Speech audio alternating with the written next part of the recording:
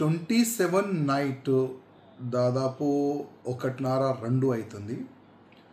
నా ఇంటి దగ్గర నలుగురు తిరిగి నా ఇంటి ఫొటోస్ కానీ నా ఇంటి వీడియోస్ కానీ తీస్తే లోకలు కొంతమంది వాళ్ళకి పట్టుకుంటే ఇద్దరైతే అక్కడి నుంచి ఎస్కేప్ అయినారు.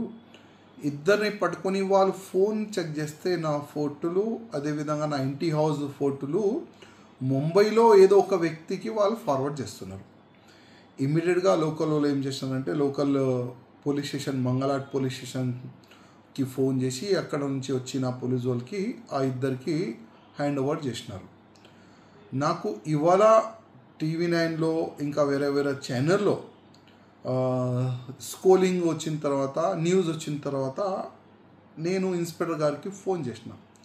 అసలు ఈ మ్యాటర్ ఏంది, ఎవరు ఉన్నారంటే లేదు దీనికి ఎంక్వైరీ జరుగుతుంది, అంత తొందరగానే మేము విషయం ఏంది మీకు చెప్తామని అంతే మాట నాకు ఇన్స్పెక్టర్ గారు అన్నారు.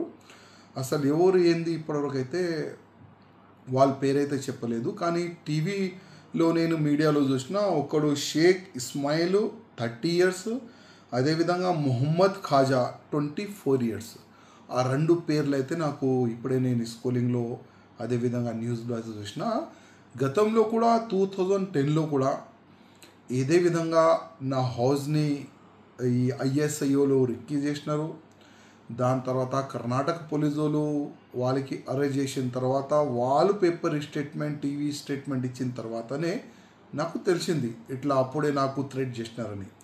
దాని తర్వాత 2011-12లో కూడా భాగ్యలక్ష్మి టెంపుల్ ఇంకా నా హౌస్ని కూడా వాళ్ళు రిక్కీ చేసినారు. అప్పుడు కూడా కొంతమంది ISIOలు అరెస్ట్ అయినారు.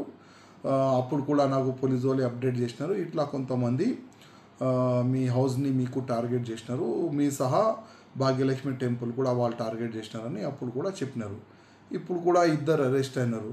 అంటే వీళ్ళు ISI లింకా లేక లోకలోలా ఇప్పుడైతే నేను చెప్పలేను ఎవరైంది, ఎందుకంటే పోలీసు వాళ్ళే ఇది హై లెవెల్గా ఎంక్వైరీ జరుగుతుందని నాకు అప్డేట్ వచ్చింది. ఇంకా పోలీసు వాళ్ళే చెప్పాలి అసలు లోకలోలా లేక వీళ్ళు ఇంకా ఏదైనా వేరే ఏదైనా ఆర్గనైజేషన్ వాళ్ళు ఉన్నారా, ఇంకా చూడాలి ఇంకా ముందు ఏమైతుంది. మరిన్ని వీడియోస్ కోసం ఛానల్ ని సబ్స్క్రైబ్ చేయండి, లేటెస్ట్ అప్డేట్స్ కోసం వాట్సాప్ ఛానల్ ని ఫాలో చేయండి అండ్ లింక్ డిస్క్రిప్షన్ లో ఉంది.